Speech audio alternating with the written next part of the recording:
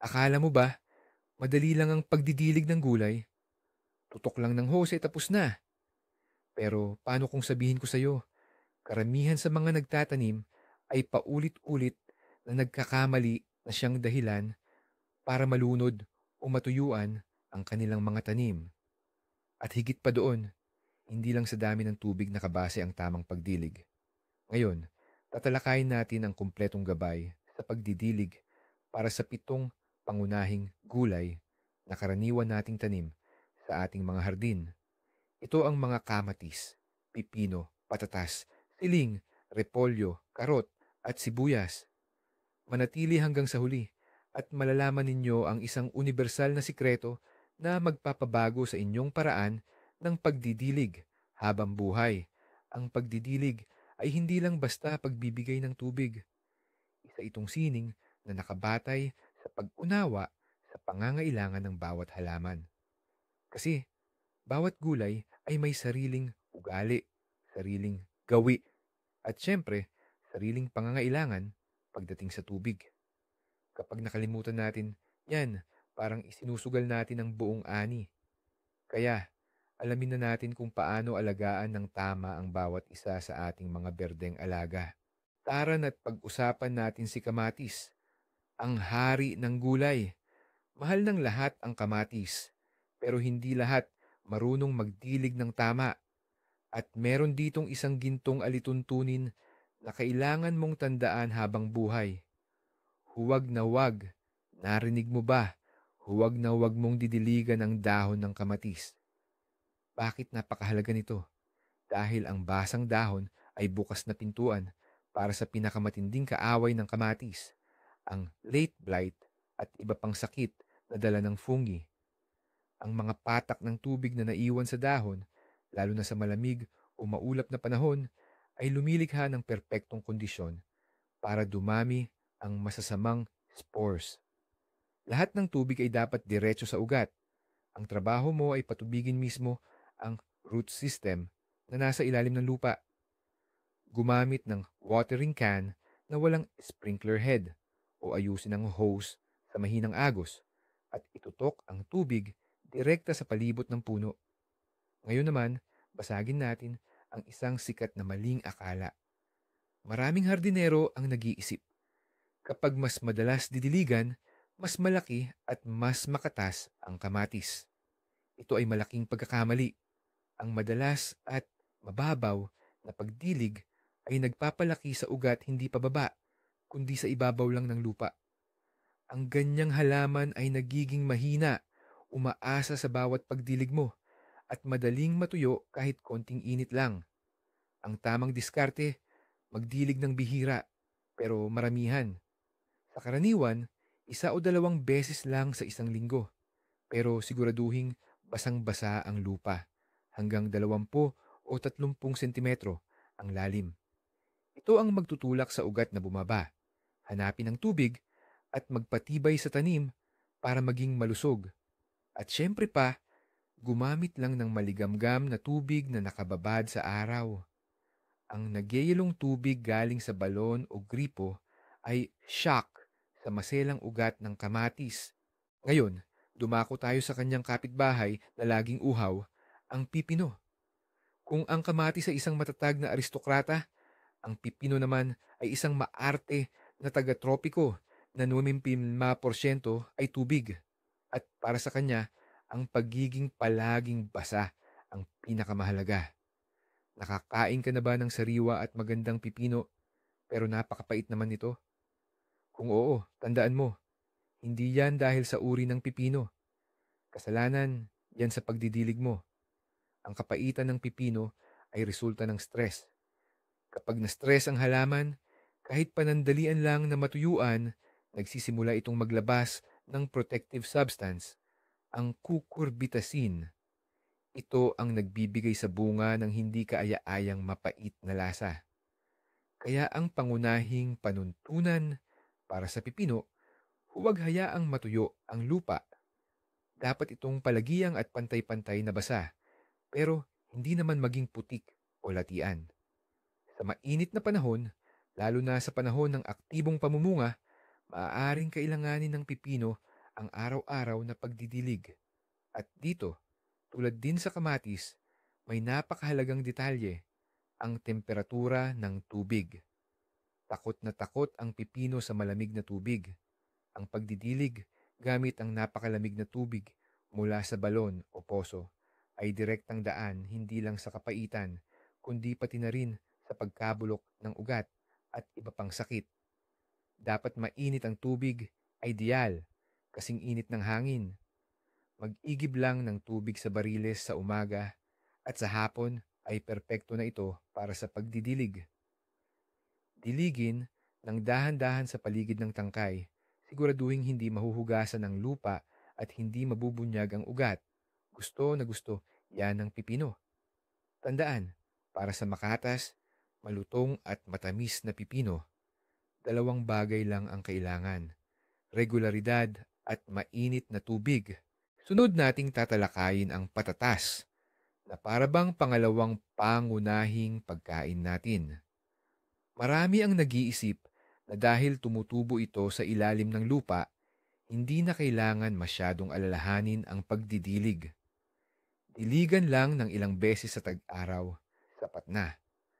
Ngunit ang ganyang paraan ang madalas na sanhi ng pagkadismaya pagdating ng anihan. Maliliit na patatas na parang gisantes, imbes na malalaki at matataba. Ang sikreto sa tamang pagdidilig ng patatas ay ang pag-unawa sa siklo ng buhay nito. May dalawang kritikal na yugto kung saan nangyayari ang mahalagang pag-unlad. Ang una at pinakamahalaga ay sa yugto ng pagbuo ng buko at pamumulaklak. Sa sandaling makita ninyong may lumalabas ng mga buko sa mga tanim, alamin ninyo na sa ilalim ng lupa, nagsisimula na ang pinakamahalagang proseso, ang pagbuo ng mga patatas mismo. Sa oras na ito, higit kailanman, kailangan ng halaman ang sapat na tubig upang manaba at lumaki ng maayos ang mga patatas. Kapag sa yugtong ito kulang ang tubig, hindi ito makakabuo ng malalaki at maraming bunga. Sa yugtong ito, kailangan masagana ang pagdidilig. Siguraduhing mabasa ang lupa hanggang sa lalim na 20 hanggang 30 sentimetro. Sa karaniwan, ito ay katumbas ng 1 hanggang 2 timba bawat metro kwadrado. Mas mainam na ibuhos ang tubig hindi mismo sa tanim, kundi sa pagitan ng mga hilera. May iwasan nito ang pagkakaroon ng phytophthora sa mga dahon at tangkay. Narito naman ang ikalawang kritikal na yugto. Kapag nakita ninyong nagsisimula ng manilaw at malanta ang mga dahon at tangkay ng patatas, ito ay hudyat upang tigilan na ang pagdidilig. Kadalasang nangyayari ito mga 2 hanggang 3 linggo bago ang tinatayang petsa ng pag-ani. Bakit kailangan itigil? Upang hayaan ang mga patatas na tumibay at mahinog ng husto. Kailangang tumibay at kumapal ang balat nito. Kapag nagpatuloy kayo sa pagdidilig hanggang sa huli, ang mahuhukay ninyo ay mga patatas na matutubig at manipis ang balat na hindi magtatagal kapag iniimbak at madaling mabulok. Kaya tandaan ninyo, masaganang didiligan habang namumulaklak at tuluyang ihinto kapag nagsisimula ng manilanta o humapay ang mga dahon at tangkay. Napakasimple lang, di ba? Sunod naman nating pag-uusapan ang tunay na sosyal at mapiling halaman sa hardin, ang sili. Maging ang siling matamis o ang siling anghang, parang primadonna kung umasta sa taniman. Ang pinakaimportante sa kanya ay ang katamtaman at balanse sa lahat, lalo na sa pagdidilig. Itong sisili, parang drama king. Pag pinabayaan mong matuyuan, hindi yan magtitiis ng matagal. Sa sobrang arte, ilalaglag niya lang basta ang mga bulaklak at pati ang maliliit na bunga na bagong sibol pa lang. Ayun, wala kang aanihin. Pero kung didiligan mo naman ng sobra-sobra, sa akalang nakakabuti, hindi rin maganda ang resulta. Ang mga ugat ng sili parang malulunod sa putik, magkakasakit ang halaman at panagarap na lang ang masaganang ani. Paano mo ngayon malalaman kung kailan ang tamang pagdidilig? Si Sili mismo ang magbibigay sa iyo ng senyales. Bantayan mong mabuti ang kanyang mga dahon. Kung sa initan ng tanghaling tapat ay medyo nakalaylay or parang nakayuko ang mga dahon, normal lang yan. Ganyan siya magtipid ng tubig at labanan ang tindi ng init. Pero kung pagsapit ng hapon, kahit hindi na ganoon kainit ang sikat ng araw, nakalaylay pa rin at tila nanghihina ang mga dahon, malinaw na itong senyalis. Tao po, nauuhaw ako. Ito ang pinakatamang indikasyon na oras na para kumuha ng pandilig. Siyempre pa, ang tubig para sa aristokratong ito ay dapat maligamgam, yung nakababad sa init ng araw. Diligan lang sa puno, iwasang mabasa ang tangkay at mga dahon. Malaki ang pasasalamat ng sili sa regular pero hindi labis na pagdidilig. Hindi kailangan gawing baha ang taniman isang beses sa isang linggo.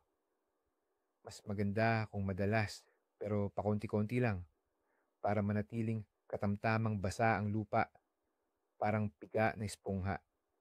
Isipin mo si Sili, parang bisita mula sa bansang mainit na kailangan ng palagi ang komportabling kalagayan, hindi yung pa-ekstremong kondisyon. Paano naman ang repolyo? Itong malusog na pananim na ito sa ating taniman ay masasabing tunay na reyna at pinakamarami kung uminom ng tubig. Kung ang pipino ay halos 95% tubig, ang repolyo naman ay parang isang malaking living pump. Sumisipsip ng tubig mula sa lupa at pinatatapon ito sa pamamagitan ng malalaki niyang dahon. Para maging malaman, makatas, at malaki ang pugad ng repolyo, nangangailangan ito ng napakaraming tubig, lalo na sa kalagitnaan ng tag-araw kung kailan mabilis ang paglaki nito. Nakapipinsala talaga sa kanya ang tagtuyot. Kapag kulang sa tubig, hindi lang babagal ang paglaki niya, kundi pwede ring patigasin at mapait-paitin ang mga dahon. Kaya naman, dapat diligin ang repolyo ng sagana at regular, lalo na kapag mainit ang panahon. Ang lupa sa paligid niya ay dapat laging basa hanggang sa malalim, mga 40 sentimetro ang lalim. Huwag kayong matakot na bigyan siya ng maraming tubig, siguradong magpapasalamat ang repolyo sa inyo. Pero, tulad ng kahit sinong reyna, may sarili ring arte ang repolyo. Kahit gaano pa siya kahilig sa tubig, ayaw na ayaw niya ang biglaang pagbabago sa dami nito. Dito nagmumula ang pangunahing problema niya, ang pagkabiyak ng pugad. Isipin ninyo, matagal na kayong hindi nagdidilig ng repolyo, tuyong-tuyo na ang lupa. Tapos, bigla kayong umuwi at naisipan niyong busugin siya sa tubig. Nilagyan ninyo ng ilang timbang tubig sa paligid ng tanim. Ano ang nangyayari?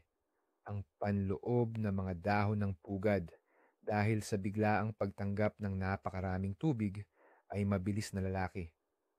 Pero yung mga panlabas na dahon na mas matigas at tuyo na ay hindi makakasabay sa bilis ng paglaki nila.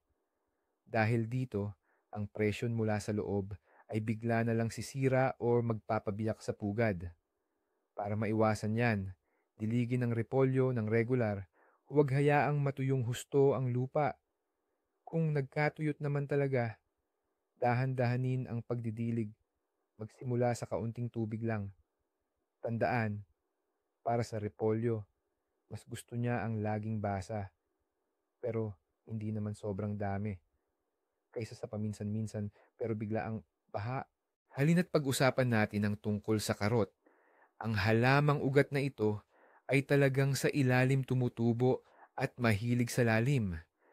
Ang paraan ng pagdidilig mo dito ay direktang makakaapekto sa magiging ani mo. Makakakuha ka ba ng mahaba, tuwid at malusog na mga karot na parang galing sa picture o mga maikli, baluktot at parang may sungay na hindi ka aya-aya? Ang pinakamalaking kaaway ng magandang karot ay ang mababaw at madalas na pagdidilig. Ano ang nangyayari kapag araw-araw mo lang binabasa ng kaunti ang ibabaw ng lupa gamit ang rigadera. Ang tubig ay iilang sentimetro lang ang lalim na naaabot at ang karot, tulad ng iba pang matalinong halaman, ay hinahanap ng ugat nito kung saan may tubig, sa madaling salita, sa ibabaw. Bilang resulta, ang pangunahing ugat ng gulay ay hindi na lumalalim, bagkus ay nagsisimula itong sumanga at lumapad sa paghahanap ng tubig. Ito na nga ang dahilan kung bakit lumalabas ang mga karot na parang may sungay. Ang sikreto sa perpektong pagdidilig ng karot ay ang lalim. Dapat ay bihira lang magdilig, mga 1 beses sa 7 hanggang 10 araw, pero sagana o marami. Ang layunin mo ay basain ang lupa hanggang sa buong lalim kung saan tutubo ang ugat ng gulay, at ito ay hindi bababa sa 30 sentimetro. Ang ganitong malalim na pagdidilig ang nagtutulak sa pangunahing ugat na lumalim pababa, hinahanap ang tubig na nasa ilalim. Bilang resulta, ito ay tumutubo ng mahaba, tuwid, at malakas. Simulan ang pagdidilig sa karot kapag lumabas na ang ilang tunay na dahon nito. Ngunit mga 2 hanggang 3 linggo bago anihin, ang pagdidilig tulad ng sa patatas ay dapat ng tuluyang ihinto. Ito ay magbibigay daan sa karot na makaipon ng mas maraming asukal upang maging mas matamis at mas masarap at mas magtatagal din kapag nakaimbak. Tandaan, para lumalim ang tubo ng karot, diligin ito ng malalim. Pag-uusapan naman natin ngayon ang tungkol sa sibuyas.